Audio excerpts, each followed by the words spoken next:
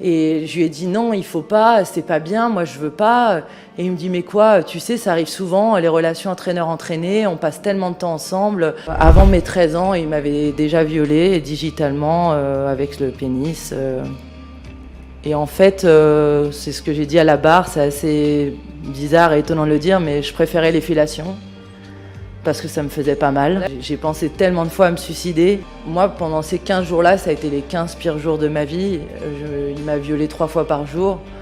Et le premier soir, il m'a demandé d'aller dans sa chambre et j'y suis pas allée. Et donc, il est venu dans la mienne. Et ça a été pire parce que j'étais prisonnière, je pouvais pas partir quand je voulais. Et après, j'étais obligée de rester dans l'endroit où ça s'était passé. Et pour moi, c'était vraiment... je me sentais tellement sale. Et donc les soirs d'après, ça paraît fou, mais j'y suis allée de moi-même. Et j'ai fait ces 13 pas qui me séparaient de sa chambre pour aller me faire violer. Moi, je me suis pas fait sodomiser. Moi, il m'a pas mis de cuillère en bois dans le vagin. Moi, il m'a pas laissé nue dans la forêt plusieurs heures.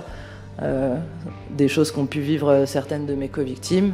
Il a vu que je répondais plus, il est passé à autre chose et il a pris une autre victime. Et elle s'appelait Astrid. Et je la connaissais. Et ça s'est fait sous mes yeux. Et le plus dur pour moi à vivre, c'est de me dire que je les ai pas sauvés. C'est que j'ai dû faire le choix à 12 ans de sauver ma famille et de ne pas les sauver elles. Et que si j'avais parlé, il n'y aurait pas eu les autres victimes. Et ça, c'est ce qu'il y a de plus dur vraiment. En fait, il avait un comportement inapproprié envers les jeunes avec violence verbale, physique... et un comportement ambigu avec certaines joueuses. Et le président lui avait répondu « Oui, mais il nous ramène des titres ». Bonjour à tous. Lors du conseil municipal du 23 mai 2024, j'ai présenté un vœu concernant la lutte contre les violences, notamment sexuelles, exercées à l'encontre des citoyens sportifs qui touchent particulièrement les mineurs. Je tiens à vous partager le texte de ce vœu républicain. En France, plus de 37 millions de personnes âgées de 15 ans et plus pratiquent une activité physique ou sportive au moins une fois par semaine. Plus de 18 millions de licences et autres titres de participation sont délivrés par les 119 fédérations sportives et leurs structures déconcentrées. Le sport possède de nombreux bénéfices pour nos citoyens sportifs, que leur pratique soit professionnelle, amateur, libre ou de loisir. Le sport est un facteur améliorant le bien-être physique et psychologique. Il est une école incarnant le vivre ensemble, la tolérance et le respect. Il crée du lien social, favorise la confiance en soi, permet l'insertion et la réinsertion. Il développe la discipline, la solidarité, l'entraide, le respect des règles ainsi que le surpassement de soi. Il est souvent un facteur d'émancipation sociale.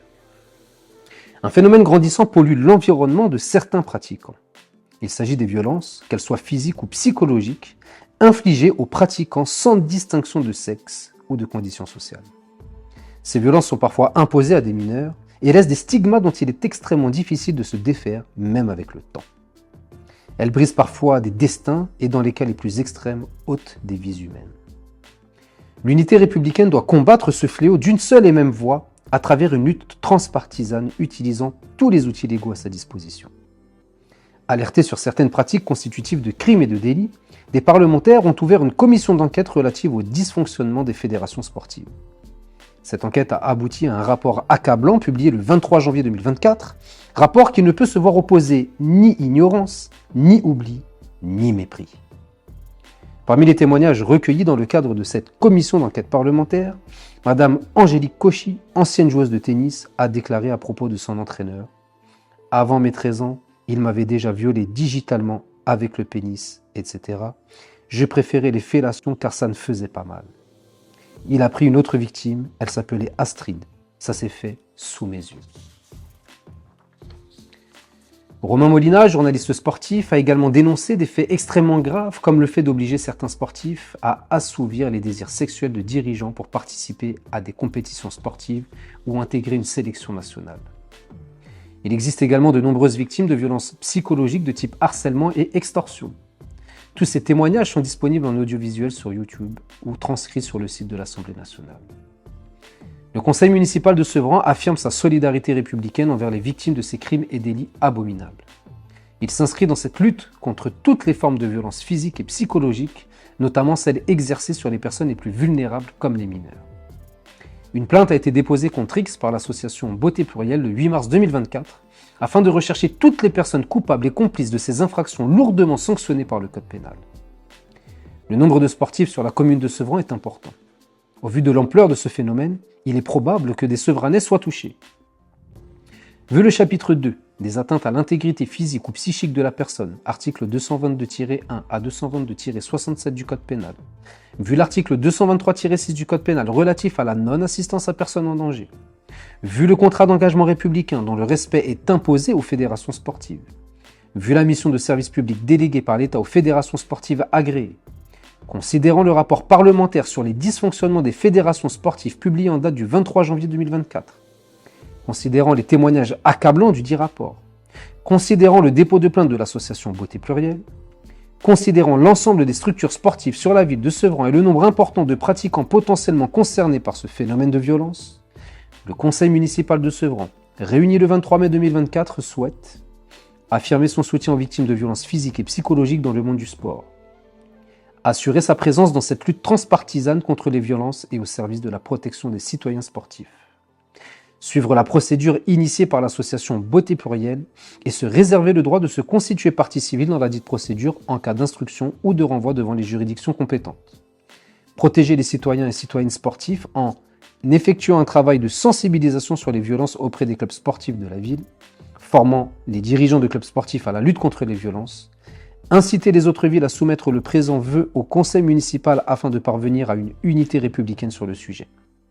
Promouvoir l'intensification des efforts de l'État pour lutter contre ce phénomène, exiger de l'État qu'il reconsidère l'attribution de l'agrément aux fédérations qui ne produiraient pas suffisamment d'efforts pour endiguer ce fléau. Ce texte a été envoyé à l'administration dans les délais afin qu'il puisse être soumis au vote de l'Assemblée délibérante, à savoir le conseil municipal, conformément à l'article 10 du règlement intérieur du conseil municipal qui dispose que tout conseil municipal peut soumettre un vœu à l'Assemblée et le présenter. Le texte doit être transmis au maire 4 jours francs avant la séance pour permettre un acheminement auprès des présidents de groupe sous réserve des dispositions de l'article 1. Il m'a été répondu que le vœu serait présenté au président de groupe et qu'on reviendrait vers moi comme vous pouvez le voir sur les images. J'ai attendu, mais je n'ai eu aucune nouvelle, ni de l'administration, ni du maire, M. Stéphane Blanchet. Je pensais que le vœu serait sur notre table le jour du conseil municipal et qu'il serait ajouté à l'ordre du jour comme le veut l'usage. Quelle fut ma surprise lorsqu'il n'y apparaissait pas. J'ai fait part de mon mécontentement, estimant que ce vœu devait faire consensus au-delà de tout clivage politique et que si des personnes souhaitaient y apporter quelques modifications ou obtenir des renseignements, j'étais à leur entière disposition depuis presque une semaine. J'ai également proposé de répondre à toutes les interrogations sur place afin de pouvoir présenter le vœu. À ma grande surprise, mais surtout à ma grande tristesse, aucun élu de la majorité n'a entrepris la démarche de se rapprocher de moi afin de travailler le texte si nécessaire, ni avant, ni pendant le conseil municipal. Alors effectivement, vous avez raison, il n'est pas inclus dans l'ordre du jour et j'aurais dû préciser également ce point. On en a parlé en conférence des présidents de groupe. Alors, tous les présidents de groupe n'étaient pas là, donc il sera nécessaire effectivement de prolonger la discussion. Il y a d'abord eu préalablement une demande d'information supplémentaire sur le nom de l'association, sur l'association dont vous avez indiqué le nom, qui a déposé plainte, mais dont on a aussi besoin d'informations supplémentaires sur l'objet, les circonstances du dépôt de plainte. Nous-mêmes n'avons absolument rien trouvé. Moi, ce que je trouve très regrettable, c'est que le vœu a été déposé vendredi, samedi, dimanche, lundi, mardi, mercredi, jeudi. 6 jours se sont écoulés. Vous n'avez pas été capable de me contacter pour éventuellement me demander des informations complémentaires sur l'association que j'aurais pu vous produire sans aucune difficulté. 6 jours sont passés sans que personne ne revienne vers moi pour me dire ce qu'il allait advenir de la présentation de ce vœu au sein de ce conseil municipal aujourd'hui, et je les découvre avec très grand étonnement dès aujourd'hui, et vous ne prenez même pas la peine de le mentionner, c'est moi qui dois vous interpeller dessus. Et je tiens quand même à préciser que ce vœu est d'une importance capitale. J'étais bien entendu très ouvert à toute discussion sur éventuellement même des amendements, des modifications pour que ce vœu puisse faire l'unanimité et puisse être voté par l'intégralité de ce conseil municipal, y compris à discuter avec les différents présidents de groupe et l'intégralité des conseils municipaux pour que ce vœu puisse correspondre à l'unanimité républicaine que compose notre conseil municipal. Concernant l'association, c'est très simple, j'ai une vidéo dans mon téléphone et je peux vous inviter à voir comment en très peu de temps nous pouvons récolter toutes les informations nécessaires sur cette association qui a 20 ans d'existence. On ne parle pas d'une petite association qui vient de se créer il y a 2 semaines, qui à notre connaissance, pour le moment est la seule qui a osé déposer plainte contre toutes ces atteintes graves aux citoyens français sportifs et qui s'expose de facto à des poursuites pour dénonciation calomnieuse si les faits dénoncés à des autorités judiciaires sont totalement ou partiellement inexacts. C'est une association qui fait le soutien, la défense et qui promeut les droits humains. Pourquoi ne pas m'avoir contacté pour échanger, pour discuter, pour avoir un travail de réflexion collective sur la manière d'aboutir à un vœu qui aurait pu satisfaire l'intégralité des membres de ce conseil municipal, parce qu'il y a des sujets, monsieur le maire, je vous le dis, il y a des sujets où les divergences politiques n'ont pas lieu d'exister. Plein de fois, vous proposez des délibérations qui vont dans le sens de l'intérêt général et malgré ce qui peut nous opposer, nous votons pour. Il y a des vœux auxquels nous n'avons pas pris part parce que nous n'avions pas été inclus dans la réflexion, mais dernièrement, nous avons quand même pris part aux vœux que vous aviez proposés ou même de l'opposition. Donc je ne comprends pas vos méthodes, je ne comprends pas encore cette manière d'exclure le débat démocratique de cette Assemblée.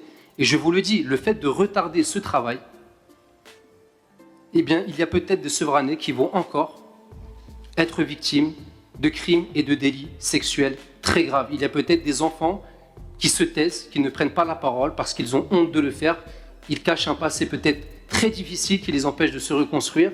Et j'aurais véritablement aimé que vous preniez toute la mesure de l'urgence de faire passer ce vœu, parce que ça aurait été un symbole fort auprès de la population sevranaise et notamment sportive, parce que tout à l'heure, il y a une délibération qui va arriver sur les subventions attribuées aux associations sportives. Et dedans, vous parlez du respect du contrat d'engagement républicain. C'est une chose extrêmement importante. Et là, le fait de retarder ce travail-là, je ne sais pas ce qu'il adviendra.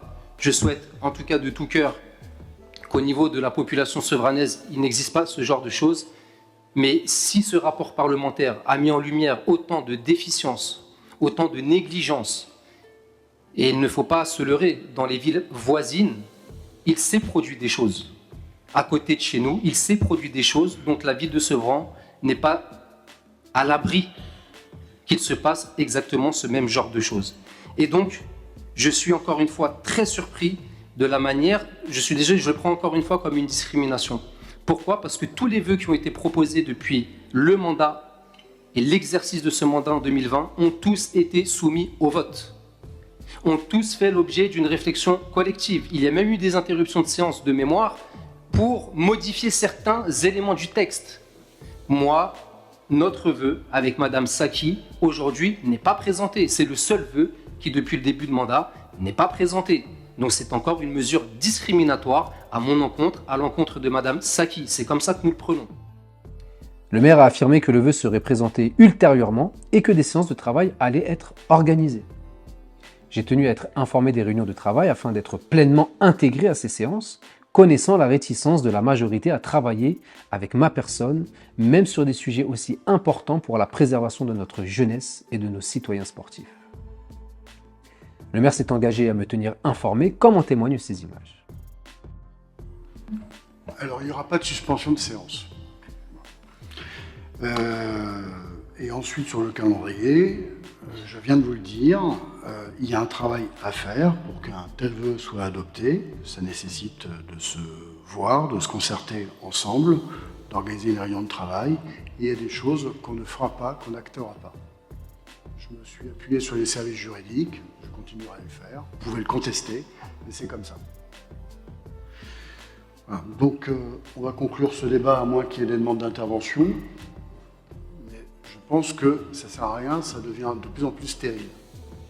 Il faut arrêter de tourner en rond. Vous voulez encore prendre la parole ?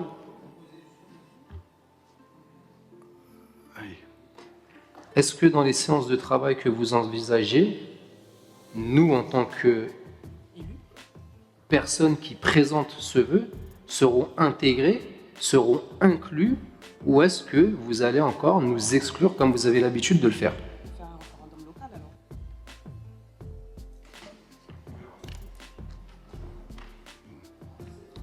Non, mais bon, très sérieusement. Nous allons vous informer de la date des séances de travail et nous verrons comment on produit un travail qui sera constructif. Ayant par la suite appris sur Internet qu'un conseil municipal se tiendrait le 27 juin, j'ai immédiatement envoyé un mail au maire et à l'administration afin de connaître les dates de réunion de travail concernant ce vœu.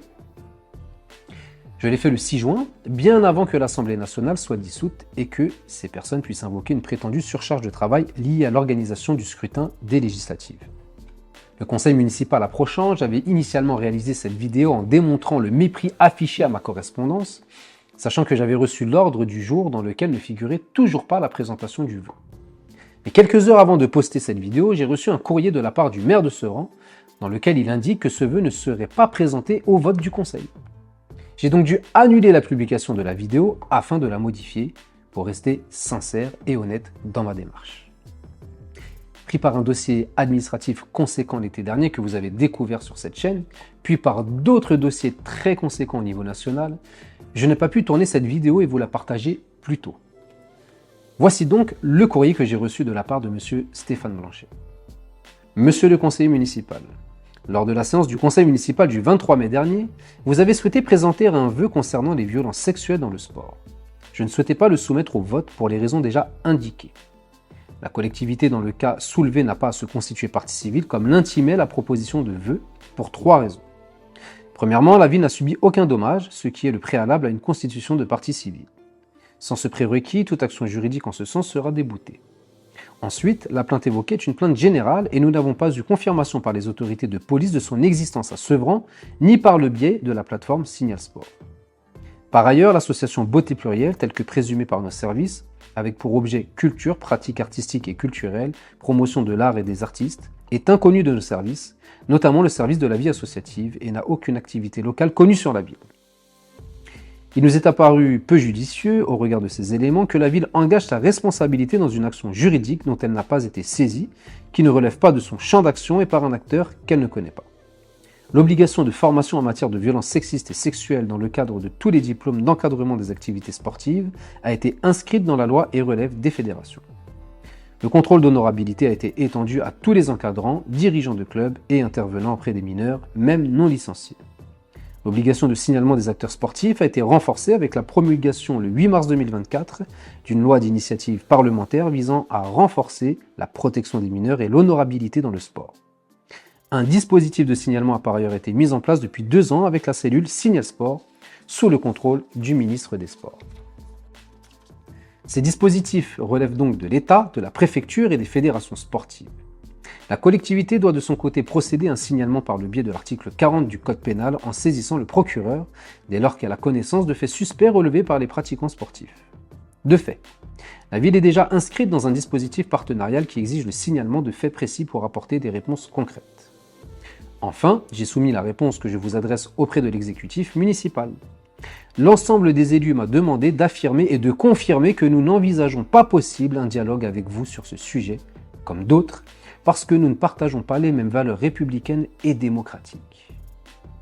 Nous, élus de la majorité municipale, n'avons jamais dénigré qui que ce soit, ni par des insultes, ni par des polémiques, dans des tracts et des vidéos mensongers et calomnieux. Chacune et chacun est libre de s'exprimer dans le débat public et démocratique, mais nous ne prendrons pas la responsabilité d'abaisser la qualité de ce débat à des insultes et des polémiques personnelles et qui ne relèvent jamais de discussions sur les politiques publiques locales ou sur le projet de ville.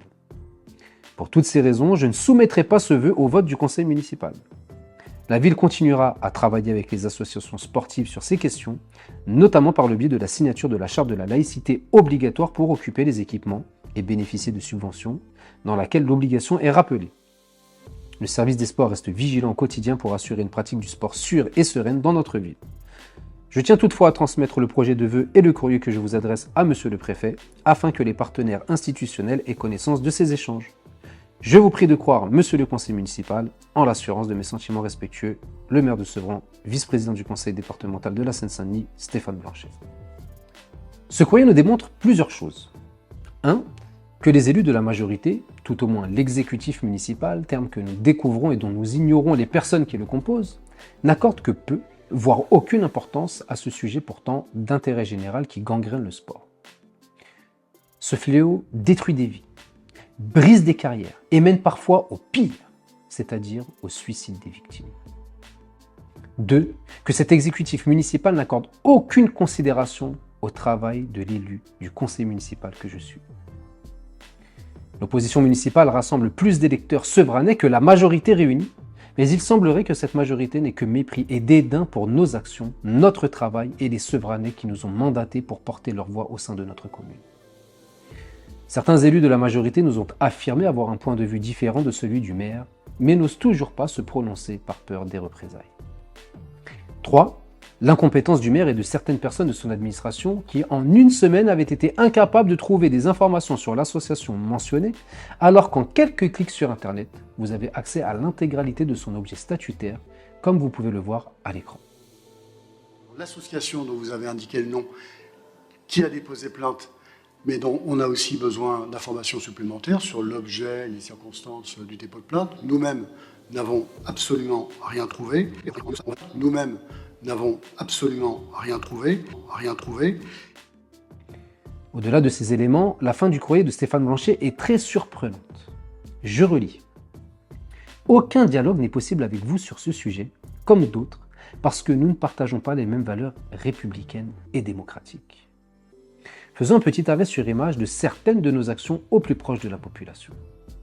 Nous aidons à Sevran, comme dans d'autres villes, des personnes qui rencontrent des difficultés de logement. Nous accompagnons des agents de la fonction publique dans leurs soucis avec leur employeur. Nous intervenons auprès de publics divers et variés sur les questions de laïcité, de lutte contre le harcèlement, les discriminations et les violences. Nous engageons des procédures judiciaires de taille pour faire vivre l'égalité en droit.